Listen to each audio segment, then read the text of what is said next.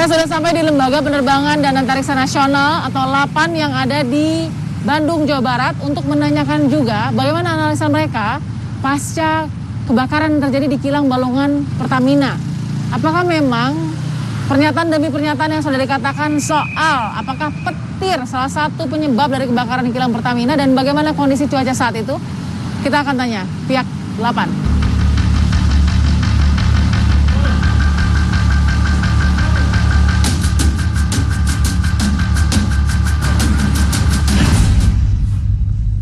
Assalamualaikum. Waalaikumsalam. Halo Mbak Irma, apa kabar? Baik, Oke. Kita mau tahu sebenarnya Mbak, yang terakhir LAPAN itu meyakini nggak sih soal kondisi cuaca yang mungkin sudah sempat di-announce oleh BMKG bahwa tidak ada petir. Karena pada saat itu kan heboh petir sebagai kemungkinan besar salah satu penyebab kebakaran di kilang Balongan Pertamina. Sebagai peneliti di Pusat Sains dan Teknologi Atmosfer, tentu kami menyadari bahwa potensi di wilayah Indonesia itu besar dalam hal aktivitas petir. Mengapa? Karena aktivitas petir ini dibangkitkan oleh awan. Ya. Mengapa besar? Karena ada proses konveksi yang besar di Indonesia gitu ya. Saya akan menunjukkan gambar ini langsung saja ya, di lingkaran itu adalah Balongan. Kita bisa lihat bahwa pada tanggal 29 Maret ini ya, kejadiannya kan tengah malam, dan lokasinya ada di sini ya, sekitar sini ya, komplek Balongan itu ada di sini. Yang lingkaran merah ya? Lingkaran merah sebenarnya ujungnya aja, tapi kan dia komplek ya. Sekitar situ ya? Ya sekitar itu, sekitar itu. Ternyata tengah malam itu ada aktivitas pertumbuhan awan, dan awan ini yang terdeteksi adalah awan konvektif. Mengapa awan konvektif? Ya karena kalau kita lihat di sini ketika jam 1 itu tumbuh membesar dia. Nah warna merah ini menunjukkan kan pusat apa ya, awannya itu tumbuh terus gitu dan cepat gitu ya. Tapi kalau kita lihat di sini kan sebenarnya pusatnya di laut Mbak, gitu. Potensi itu ada, petir itu ada. Dari aspek cuaca ada pertumbuhan awan konvektif ini. Jadi dari sini aja kita bisa memberikan apa ya, memberikan gambaran bahwa pada saat itu ada nih aktivitas konvektif tengah malam di laut. Dan ini sesuatu yang anomali sebenarnya.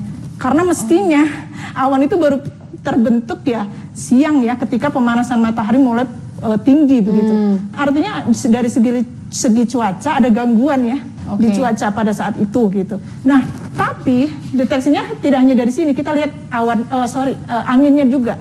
Anginnya apakah ada pertemuannya di sini kan? Dari utara ke selatan ketemu. Tapi tidak ada ketemu dari lautnya menuju ke darat. Berarti nggak ada konvergensi ya. Nggak ada konvergensi pertama. Yang selanjutnya ekstrim itu dilihat juga dari curah hujan. Nggak ada hujan di sini.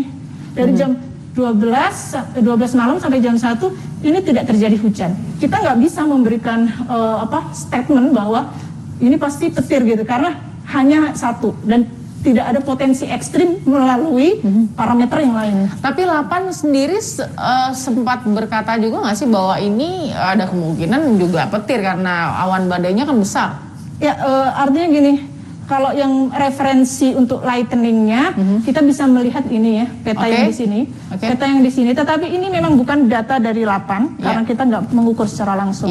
Dari peta ini kita bisa lihat bahwa di laut ternyata ada, gitu kan, jam 1 ini. Yang mungkin itu kan lokasinya sama dengan ini Mbak, sekitar sini kan, ada 3 ini. Agak ke kiri sih. Ya agak ke sana ya, agak ke sana ya. Ada 3 ya, terdeteksi di laut. Selain di laut jam 1 ya, ini jam 1. Itu juga ada di bagian daratnya yang warna kuning ini. Ini warna menunjukkan durasinya ya, durasi dalam menit. Jadi semakin merah semakin lama durasinya begitu.